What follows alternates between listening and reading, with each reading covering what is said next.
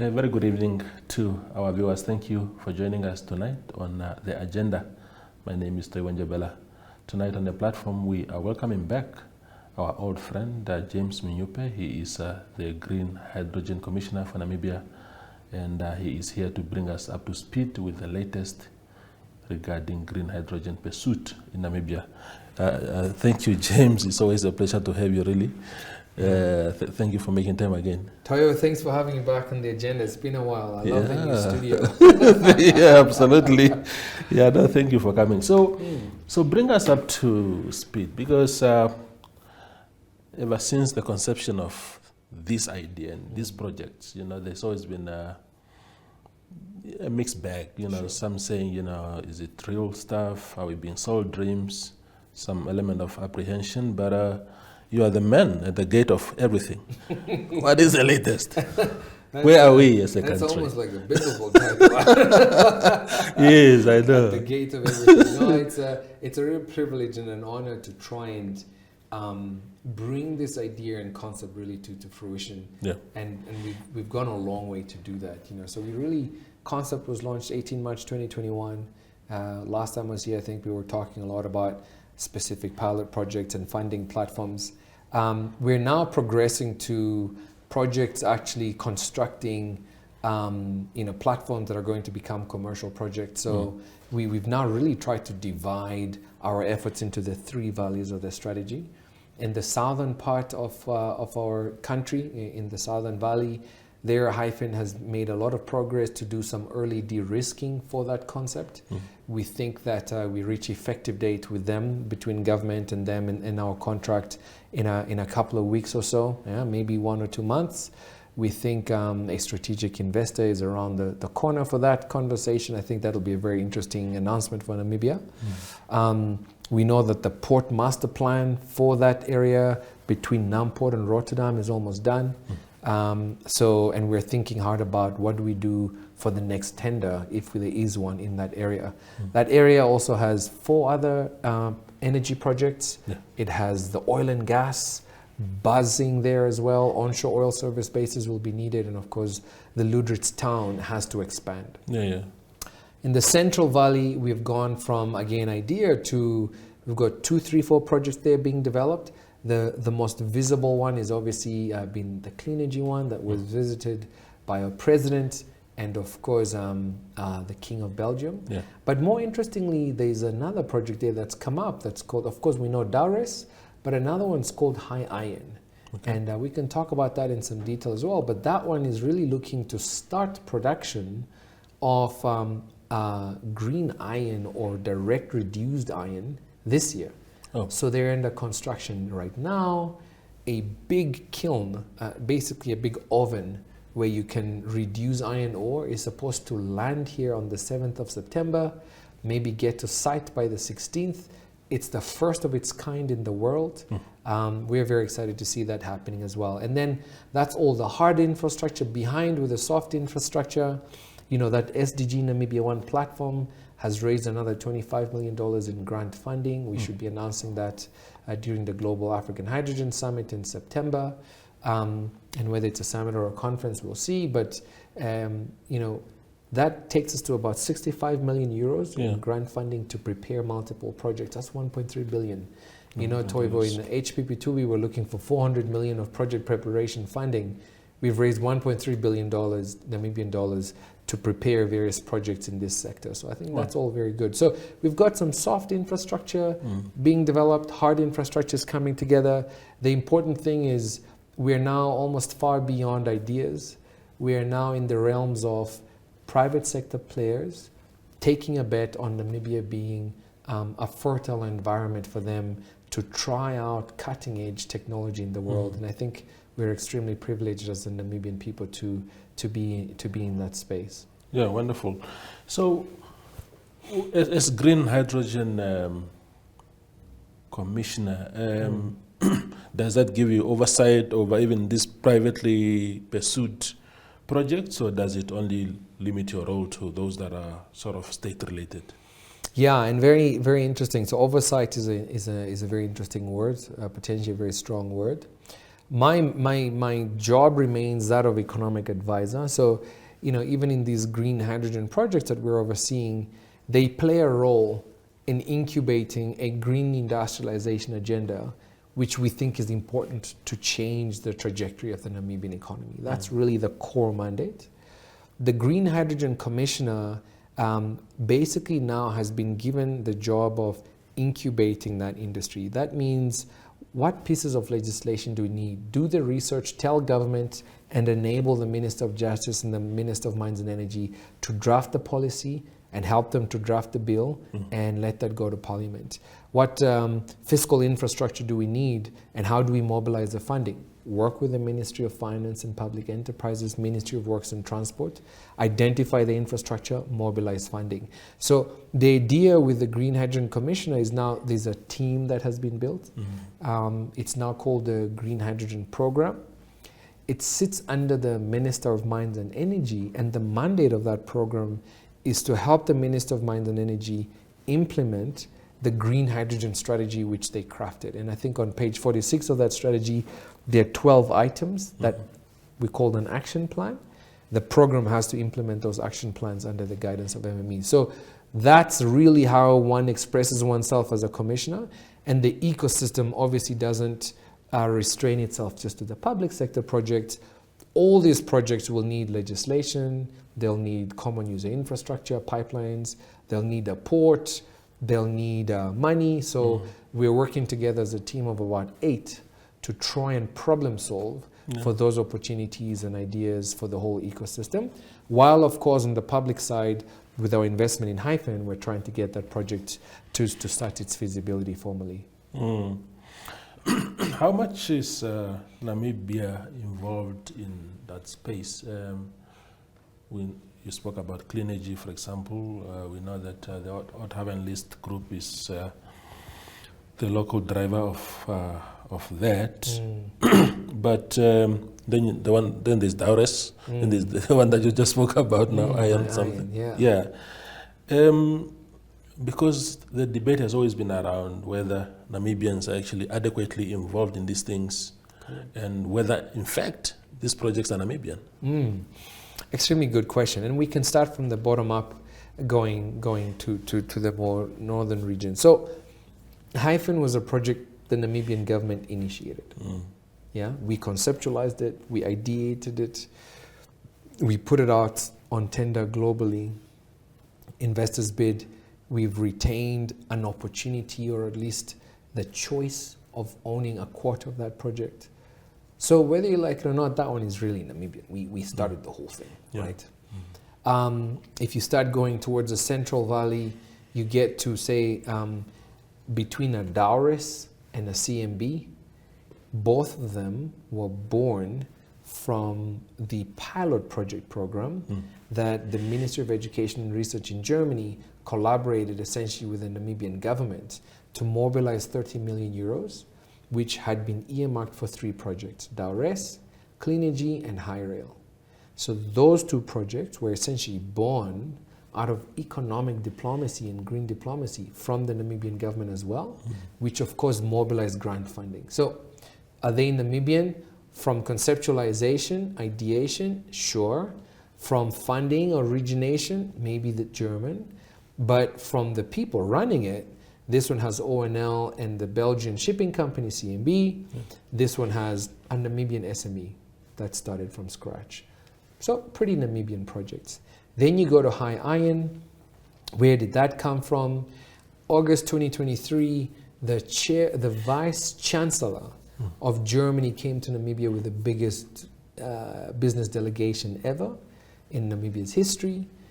At State House, he gave a grant, a check of 13.7 million euros to somebody there. Then people were like, who's this?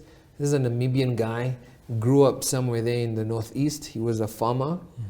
And he came up with this idea with a colleague from Germany on how to build a direct reduced iron plant. They tested it in Germany. They applied for the grant, they got it. And they used some of that money with some of their own money to come to Namibia.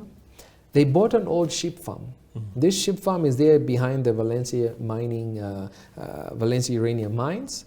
And they say, look, the people in that area used to mine, used to sort of, farm with sheep, but the rainfall has gotten so bad that the farmers are walking away and they're looking for alternative use of that land.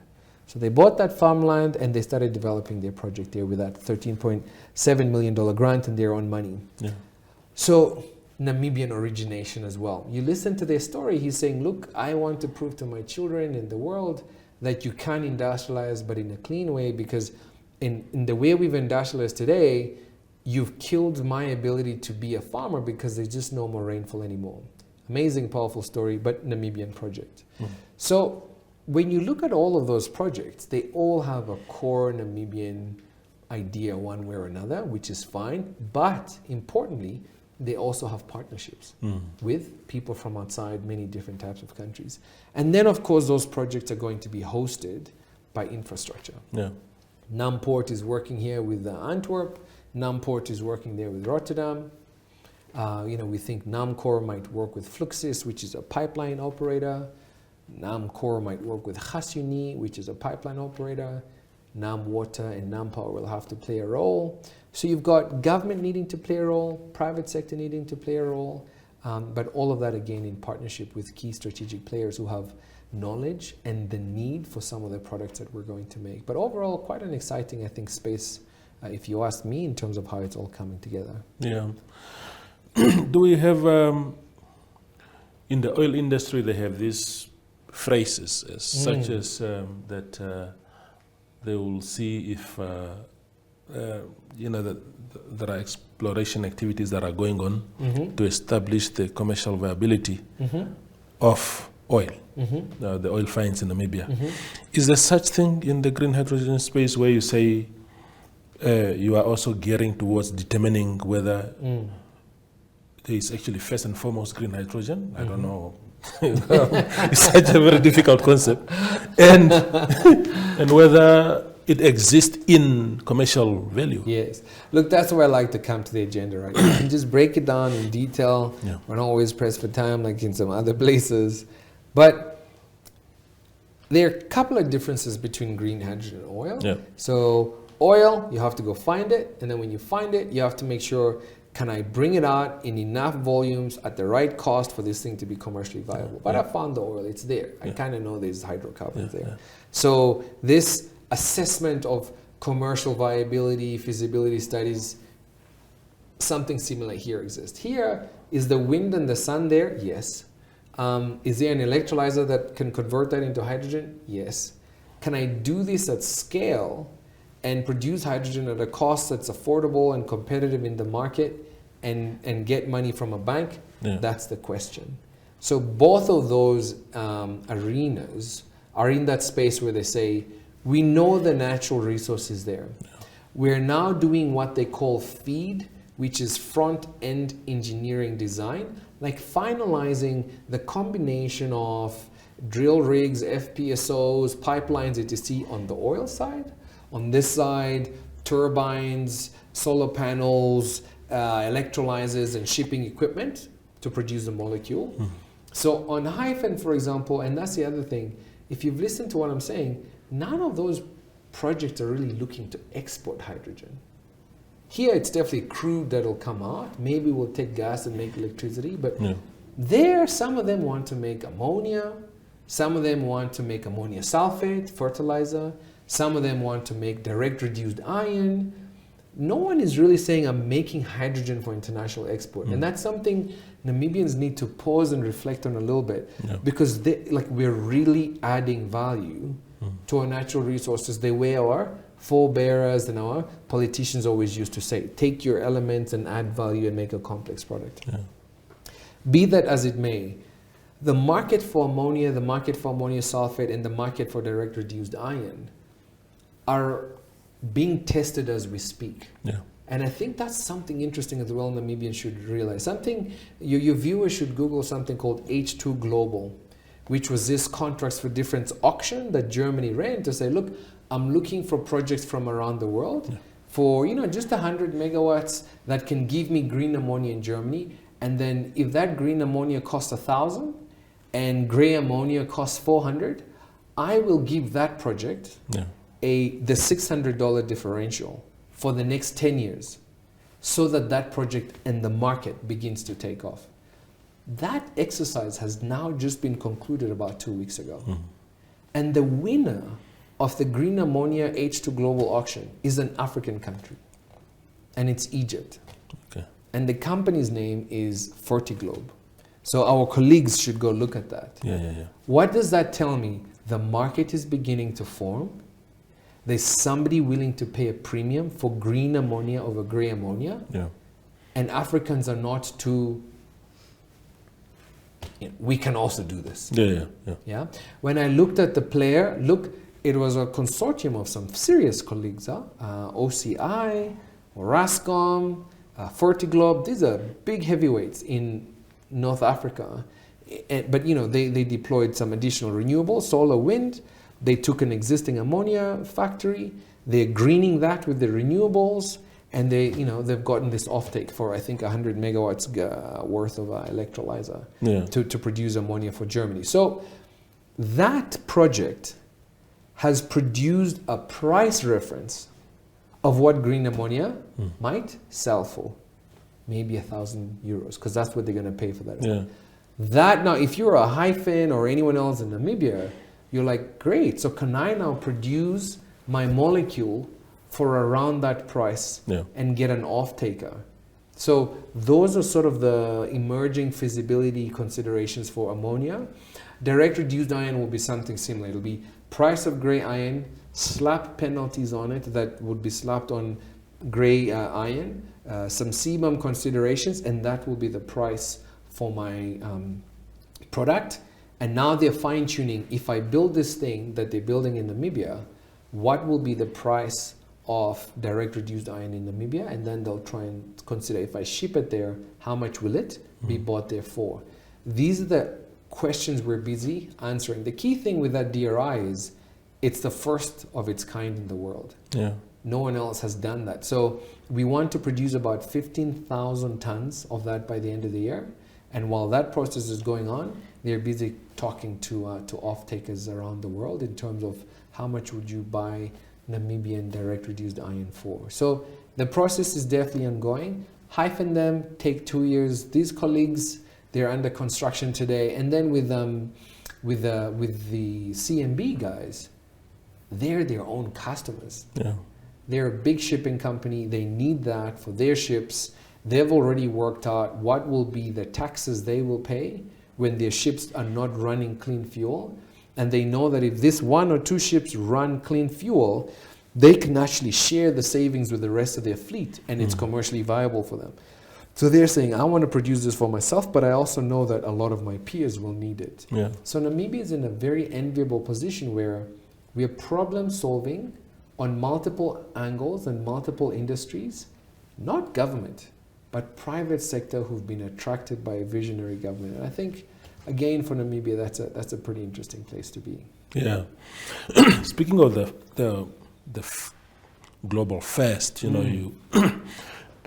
where does this lack of faith come from? Is it, is there anyone in the world that is already doing what we are trying to do here, or will we be the first ones to some sort of, where the inventors of that space? Yeah. Because I just wonder, because people say, this, for example, and you're the economic advisor in the presidency, and one of the arguments that I like having with people, for example, the advocates of the basic income grant, this universal concept. I always ask them, where have you seen it happening in the world? And they start to fumble there. So with green hydrogen, is it something already? And it's a very ignorant question, because I don't know, it's a very technical thing for me. This is why we're here. Yeah. We're here because we're trying our very best not to dispel the ignorance, but just to give people things to research themselves. I can tell you, but then, maybe I'm a government agent, no? So there's something called the African Green Hydrogen Alliance. So even before we go to Europe, Japan, China, and the United States and South America, India, Australia, all those guys are doing this. What about our colleagues? Is South Africa doing something? They're a member of the African Green Hydrogen Alliance. Yes, they are. They're doing something with, they've got 3-4 projects actually. So some pretty big. Prisca, Saldana, they have projects there. Yeah. Look up them. Morocco, Mauritania, Egypt, as I just mentioned, won this auction, even ahead of Namibia. Yeah. Kenya wants to make fertilizer and become self-sufficient with the same Australian investors that want to come here. Angola wants to do green hydrogen. Angola, they're an oil producer, but they're going to use their renewable energy from their hydro. And there's a player there, it's actually a German player, that wants to do green hydrogen in Angola. So one doesn't have to look far to say, what are these countries doing? Mozambique was saying, I used to export excess clean energy to South Africa. I want to stop that and make green steel in Mozambique. That's also using hydrogen, right, to make iron ore and then make steel. So I'd encourage us to look first at fellow African countries. Yeah. You know, there's a company in Zimbabwe called Sable. Sable's been making fertilizer from ammonia since the 1950s. They were now interested to see whether they could invest in Namibia. So that's Africa. And Africa is not doing this alone. All those companies, the Kenyan colleagues are Australian, the Angolan colleagues are German, South Africa has everyone from Japan to Timbuktu, Mauritania has people from Chariot, French, Egypt has everyone is there, Morocco has French. So those countries are also not doing it alone. They're doing it in partnership. Yeah. And then from there you can go to the US, the biggest green hydrogen subsidies, the United States. The largest trading bloc in the world, the EU, biggest import of green hydrogen there. China has the largest planned green hydrogen production facilities in the world. They are the largest producers of electrolyzers in the world. Go check them out. You've got Japan, one of the largest importers with South Korea. Australia, Chile, Brazil. Brazil has same MOU that we have with Rotterdam. They have one there called PESTEM. Chile, Australia, all looking to become major producers of hydrogen. So, no, unfortunately for this one, we're not the Wright brothers. No. We didn't invent it. We were the front runners, but by far everyone has caught up. And it's now a competitive space. And now the things that will move the needle isn't just the natural resource. It is peace, stability, prosperity, cost of capital, perceived risk. Is Toivo going to torpedo this idea when he writes an article and scares people off or not? Yeah. Which is good. But I think it's good for Namibians to lift their heads a bit and see the forest from the trees. And say it's not just Hyphen, it's actually OCI. This is like one of the largest fertilizer producers in Morocco. They're going into this space as well. Yeah. So, Yeah. yeah. Do we have in the oil space, the Namibian oil discovery space, we are already being told that maybe production will start in 2026 or whatever year it is. Do we have any timelines for green hydrogen to say this is the date by which we expect to have the first, I don't know how it's called, canister of green hydrogen? So oil is 2029, I think, last I checked, if you're good. Yeah. The first green hydrogen in Namibia that has driven normal vehicles here was done now already, although they had imported that from Belgium. But I saw that CMB has now started receiving parts of the electrolyzer. So we hope the first Namibian produced green hydrogen at a hydrogen service station, Q4 this year or early Q1 next year. Yeah. They should be able to produce that hydrogen now. And they would put it in canister is an interesting word, but those very long storage, let's call it a canister, right? Yeah. Okay. The second product that I think we could start producing this year is ammonia. Yeah. Dowris wants to produce ammonia this year if possible. Yeah. Whether they can also convert that into ammonia sulfate this year would be amazing. So that ammonia would be the second product, and again production this year. The third product is, of course, this DRI, the direct reduced iron. We are trying to see if we can't produce that November the 22nd, right? As you can see, look, we're all politicians, I guess, if we work for government. The idea is to say, this government dreamt of a new sector 3 years ago, and this government would love to provide 3 hard, tangible outputs, real products, before the end of this term, essentially, to say, we weren't just dreaming things. Here they are, and they're on the back of private sector investment. Now, an oil colleague could argue and say, look, if I say FID today and I'm doing first oil in 2029, it's commercial, large scale volumes that are going to sell. These are all sort of experimental, not yet commercial scale production. That's potentially true. The colleagues from DRI, they want to scale up from 15,000 tons to 2 million tons over the next 3-4 years. Yeah. Hyphen wants to, I think, finish construction 27, 28, first commercial scale 28, 29, if they can get that right. And of course, the CMB guys want to go and start sort of constructing the large storage of their ammonia first quarter next year. Yeah. An interesting thing about their case studies, they're not just looking to get their factory up and running to produce their ammonia. They may even bring ammonia from overseas, use their storage terminal and trade it into the continent. So I think what you can see there is, unlike our typical industries we're used to, dig up the diamonds, sell them, dig up the uranium, sell, dig up the gold, dig up the oil and sell. Here there is, make these products, use some of them internally for agricultural purposes, use some of it for a train or a ship or a bus, use some of it to clean up iron ore, and then trade goods in and out. So it's a much more dynamic ecosystem versus dig up the gold and sell it, which is actually what Vision 2030 was always talking about. So page 64 of Vision 2030, page 63 was saying we wanted Namibia to become a secondary sector, export-orientated manufacturing hub that is making these things to export and diversify the economic complexity index, essentially, of the country. And that's what this opportunity of green hydrogen is offering us. We're not just relying on primary sector, agriculture, minerals, etc. to sell. We're now beginning to make new products. And that, I think, is quite an interesting and exciting chapter for our country. Absolutely. We go for a very short break and return with James Mnyupe. Neopaints has established a 67-year Namibian legacy, creating personalized paint solutions that blend quality and innovation for the Namibian people.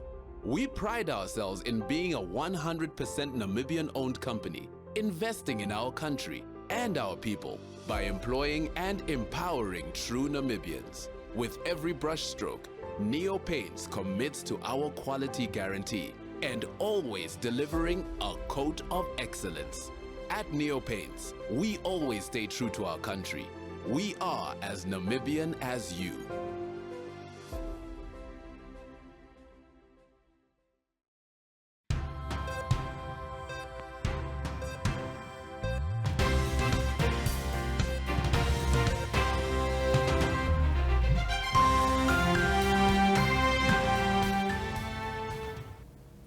The conversation with James Mnyupe continues on the agenda. Now, James, if you can reflect a little bit, there's something that is very confusing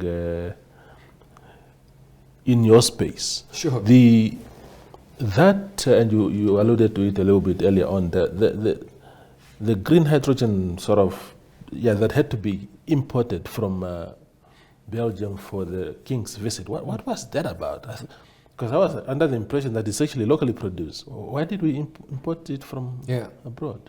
So obviously they wanted the equipment there to have the fuel and to be able to move, right? Yeah. All of those equipments, the trucks, the lorries, all of those things are dual fuel. Yeah. So they can run on diesel, but they can also run on hydrogen.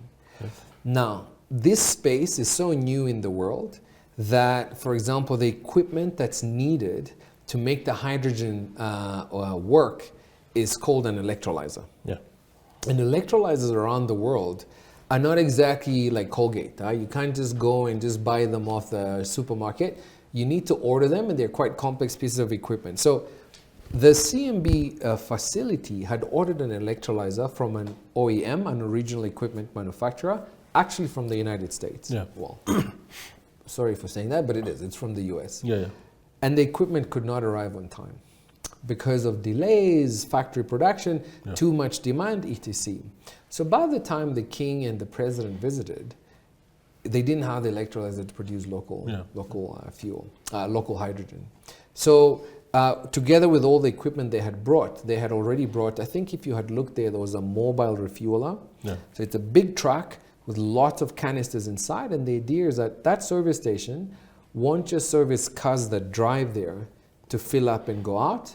It can also fill up the mobile refueler with like lots and lots of hydrogen canisters, and that mobile refueler can be put on a truck and take hydrogen anywhere, at the port, somewhere else in the Irongo Valley.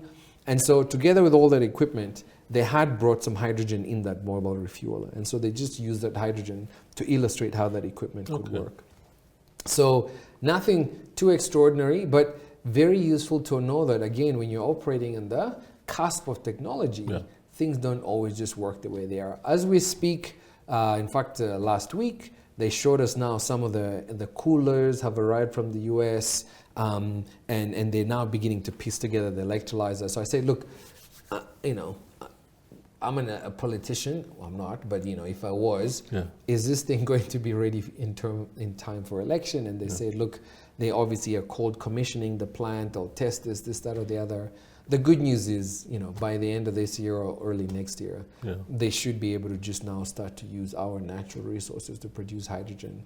But amazing thing is all those trucks were converted by Namibians, and that was actually very interesting to see. Very good.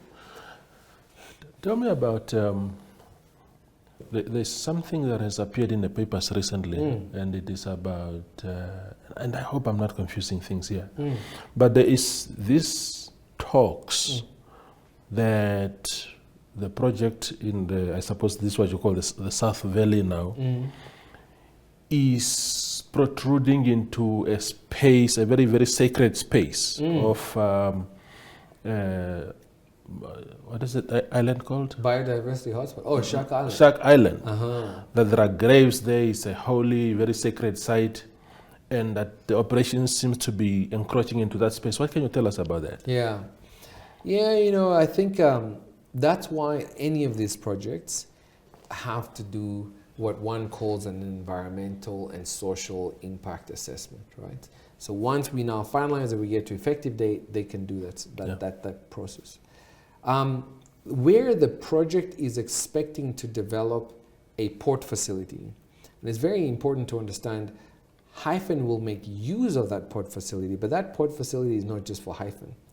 It is actually Numport that will oversee the construction of that additional port, and that port will be able to serve manganese exports, iron ore exports. It may service oil and gas from there, etc., etc. So it's a government of Namibia facility that might also be able to facilitate export of ammonium. But that is on a place called Angra Point. The map I have seen, and you can look now on your tablet while we're talking, when you look at Shark Island, it is closer towards Robert Harbour on the main sort of land, right? However, as the Green Hydrogen Commissioner, as government, it's incumbent upon the project developers, whether that's oil and gas, Kudu, Hyphen, the renewable energy project, to do an environmental and social impact assessment to say, if I build my project here with a pipeline going like this, it's going to touch the biodiversity hotspot of the Tsalka Ebb here, it'll touch the Nama traditional leaders authorities here, it'll avoid Shark Island here, and it'll land here, and it won't impact biodiversity of fisheries here. And then compile all of that, do community engagement, give us a report as government, and then the Ministry of Environment, Forest and Tourism reviews this ESIA and will only give an ECC and an environmental clearance certificate if it's confident that this project will be adhering to the laws of the land from an environmental perspective. So I shouldn't be saying, yes, I think it'll impact Shark Island, because they haven't yet done the feasibility. And during the feasibility, I suspect they will try to avoid such areas of high quality, of high value for various communities. But they haven't yet done that. So let them first do the feasibility, and then let's see whether indeed their project may or may not encroach on Shark Island. However, what I would like to say that I think is a good thing is the projects are beginning to engage the communities, and the communities are beginning to engage the projects to say, Shark Island is important to me. Don't miss. I've seen others saying, yeah, you know, biodiversity in the Tsaukaheb is important. Don't infringe. Others are saying, but we need the jobs. Get the project going quickly. And as government, we obviously serve everyone in Namibia, from those who need jobs to those who obviously care about biodiversity and in between. And for us, we have to be balanced. We have to follow the letter of the law. But it's good to see dialogue, I would argue. Yeah.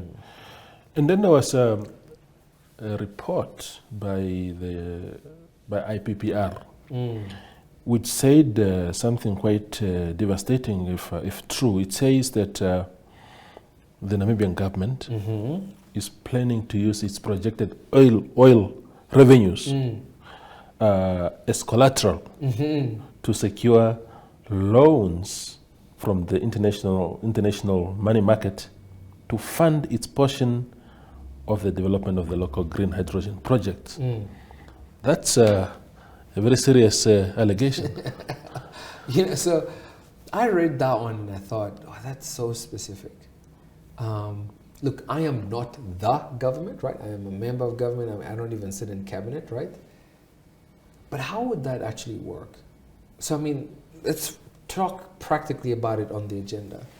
So how did I use my diamond proceeds to secure loans that I used to buy my 10% Husab stake in uranium? Yeah. How did I do that? Does that make sense to you? Engage me. So when I raise money from selling diamonds, do I take that money and say, this is diamond revenue? And now when I'm buying medical stores, or I'm now buying my 10% stake in Husab through Epangelo, I'm now using my diamond money to provide collateral for me to get the Eurobond, which I'm going to use to raise to buy the 10% Epangelo stake in the uranium mine. Yeah. Is that how government works?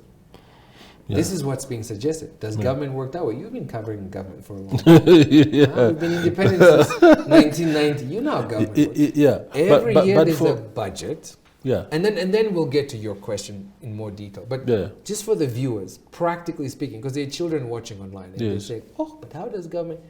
Every year there's a budget. Let's use round numbers. Government will raise 50 billion Namibian dollars in revenue from all sectors in the economy, from consumers to companies to VAT. Then they'll have expenditure votes. Let's argue it's 60 billion. Yeah? And that expenditure votes will go to a whole bunch of activities, from school fees to books to medical stores to the army, everything. Then there's a deficit of 10 billion. And then government will go and borrow money to fund that deficit to meet that expenditure. Government never, as far as I can remember, ever says this money is from oil, that money is from hydrogen, this money is from diamond, and that money is from uranium. And given their streams, I'm going to use that money to underwrite the development of the rail network. We don't work like that. So that's just for the basics, for the kids at home being deceived by this sort of reporting. Step number one. Step number two, you just told me, okay, you say 2026, but as far as I know, if FID is next year, 4 to 5 years before first oil production. So maybe you get oil revenues in 2029. Okay, but if we've raised grant funding to secure our 24% equity stake today, before we've raised the oil revenue, how are we using oil revenue in 2029 to secure a 24% equity stake today in Hyphen? Does that make sense? This suggested that you are being reckless in that space, that you have guaranteed people that, look, the oil will come in massive commercial values. Just give us the money. We'll pay you back. We'll pay you back. Yeah. So when the oil comes, this oil that's coming, are we producing it or is Total producing it? It's not entirely ours. That's your sentence. At least not in the... However, you have a small stake, yes. My point is, the certainty of the oil revenue is not even there. Yeah. After they have decided on FID, there is a negotiation with government to decide on how we'll share in those revenues with the actual companies producing this oil. Yeah. So if I was to tell EIB today, give me 2 billion, I promise I will give you some of my oil money to pay you back. They'll say, well, how much money will you make from the oil? And then we'll say, oh, but we haven't even reached final investment decision. And even post that, we haven't even started the negotiation. Yeah. So I'm just giving you the practical elements of how I, as a curious watcher of your show, how I'm encouraging Namibians to analyze statements like those, right? I'm not saying they're right or they're wrong. I'm saying analyze them through such prisms and then engage the IPPR. The IPPR serves civil society. They serve you.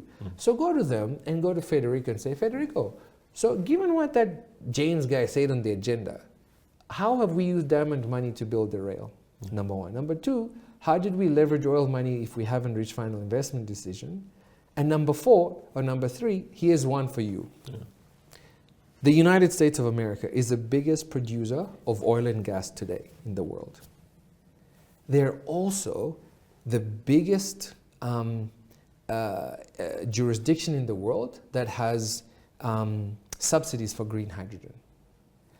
Are they using oil money to underwrite their green hydrogen ecosystem?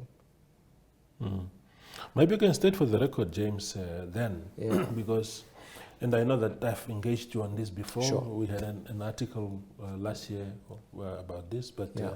for those who might have missed it, how are we funding the 24% equity into green hydrogen? Yeah, we can say it again slowly for the colleagues. So 24% equity stake today, government has this option, right, to buy up to 24% equity in this project.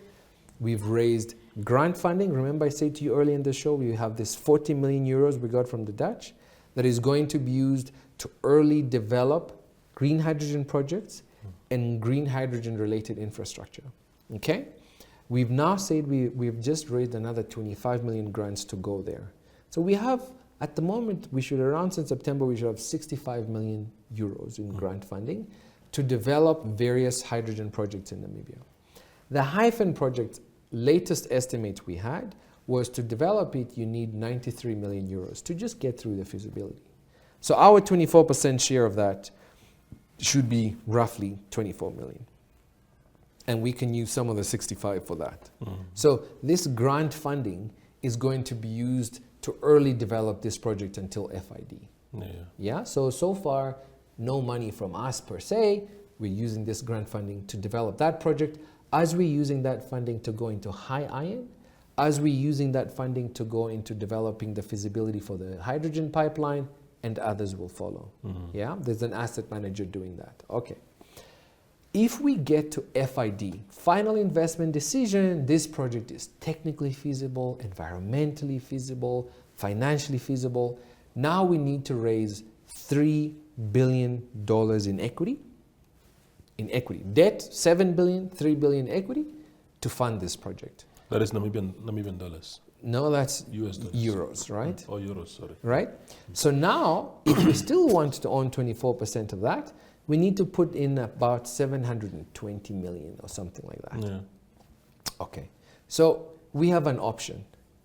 Either I can raise 720 million to invest in, to keep my equity, or I can say, I have 24% equity in this thing. I'd like to sell 12 of it and keep 12. 14 and keep 10. If I sell half of my equity, I then raise the 360, no? So then I can sell it to a billionaire or somebody, say, here's half of my equity stake, I want to only keep 12, take the 360, pay for the 360 of the 12, and I'm cash flow neutral, and I have a 12% stake in an equity project, in a big green hydrogen project. Yeah. That is an option that we will explore at the time. Maybe we want to keep 15%, and we'll only sell some and fund the rest. Maybe we want to keep only 10%. So those decisions will be made closer to the time, but there are pathways, the way we see it, where we can be cash flow neutral and still have some equity in the project. Yeah. Importantly, though, it wouldn't have been free equity. We've mobilized money to actually develop this project versus just saying, look, the project can develop, we've put nothing in, but we own 10% for Mahala, right? Yeah, yeah. So roughly that is the plan for that equity stake today. Yeah. But is the 24% sort of cast in a stone? What if, theoretically, if you said, look, we're only interested in 12, is it still your responsibility to cover up for the remainder of that one, to say, oh, we'll take up 12, but we'll find someone to take up the remainder of that offer? Or does government actually have an option where you say, look, for us 12 is enough, keep the rest and give them to whoever you want? Yeah. The conversation between the developer and government was the developer wanted to see government in at a minimum percentage, and government wanted to be in the project at a specific percentage. So the highest percentage was 24, the lowest percentage was 10. Okay. And so between that range, we can do whatever, we really want. But the idea was that, government was saying, look, how much, I typically only get 10% of a Pangelo, 10% of the oil blocks. That's normally what I get as a government. Yeah. Here we tested the waters to say, how high could we get? And we got as high as 24, but at least then bring some money along. So we said, fine, you give us 24, we'll go mobilize the funding. So that's what we did, and we got 24% stake. And between the idea and FID, you could create a lot of value for Namibia if this project gets to final investment decision. So the range is between 24 and 10. But really 10, they say they want government involved so that we're developing the project together. And, it's up to us then to say, between those ranges, what do we want to keep and what do we want to sell? Yeah. Perhaps as we close this conversation, James, there was another article, I think in the Namibian this week or so, talking about 380 million that has been spent so far in green hydrogen related activities. But the article seemed to not only talk about public funds, because it talks about clean energy and other spaces. So, and when you talk about 380 million, it sounds like a drop in the ocean, because the amount of money that you are talking about here, even just to acquire that 24%, is huge. And the overall project, especially the one where the public sector, where government is involved, it's a lot of money, billions. I can't remember the number now. 11 billion, is 18 billion. I can't remember. Yeah. So, what do you know about that report? I mean, what is your reaction to that report? So that report, it's actually not. It's not a bad report. Huh? I mean, if you looked at the numbers, roughly, it was the 30 million euros that was given to those 3 pilot projects that was being alluded to in that report. So it was clean energy, it was Daures, it was high iron that hasn't yet been contracted. But I think they also, I think they would also have mentioned some of the funding that was mobilized for the program. Yeah. So for me, I read it. I mean, of course, journalistic, artistic freedom, they use the word splashed, etc. If you're a government guy, you would replace splashed with mobilized. That's foreign direct investment. Yeah. It's $380 million that we attracted because of government engineered and government crafted policies and ideology. Yeah. So for us, it's a win. If somebody from Germany and Belgium wants to come and spend that money in Namibia, and then a Namibian SME starts building cutting edge technology that was not there before our intervention, we think that's a win, no? It's a win. Yeah. So I didn't mind it too much. I mean, there was artistic freedom. But I think what you're saying is even the bigger takeaway. It's a drop in the ocean. If somebody is willing to give you a grant of 40 million, they surely expect to make back a lot more than that, than just what they've given you. So this grant funding is almost like to facilitate a much larger industry, which is what's happened, right? Is that grant funding came, Namibians started to participate, policies are forming, government is aware, and on the back of that, much larger FDI is on its way into Namibia. And again, for government, we think that's a good win, because it's not just employment creation and increasing the economic complexity of our economy, but we are beginning to industrialize, which is what we've always wanted. So the report, I had no real big issue with it. I think this dialogues need to continue. I really like you. I need to continue to come talk to Toivo. But interestingly, our Namibians are beginning to talk a different language in terms of what they're solving for. There's a great video. I don't know if you can maybe put it in the video downstairs in the link, the one that we showed on NBC on Monday, which was a link of a Namibian called Kevin, talking about how they've constructed this plant there in the Irongo region. Okay. And when you see at the end of that video, the people who've constructed that project are people just like you and me. They have spanners and drills, and to just Namibians. And in the beginning of this whole effort, I saw many economists saying, it will be relatively jobless because we don't have the skills as Namibians to produce hydrogen or to make these projects. Yet, we're doing something first of its kind in the world, and the guys doing it were Johannes, Toivo, James, George, just from next door. That was really amazing. And for Namibians to see themselves doing that, I think would be powerful. James, it's always a pleasure talking to you. Excellent, my brother. So thanks a lot for having us. Yeah, you must come back again as we progress with this very exciting... Make me a deal. If I come back, just give me an extra chair here. Yeah. And then I want to bring one of those black Namibians or whatever color they are to tell you the project they're making. Yes. Because maybe I'm still lying. I mean, I'm the commissioner. You never know, right? Exactly. So put one next to me, just enlarge the studio. Let him tell you what he's doing. And come with a canister. I will come with that canister. Ladies and gentlemen, that is James Mnyupe, is the Green Hydrogen Commissioner for Namibia, speaking to us about the latest developments in that space. Thank you for watching.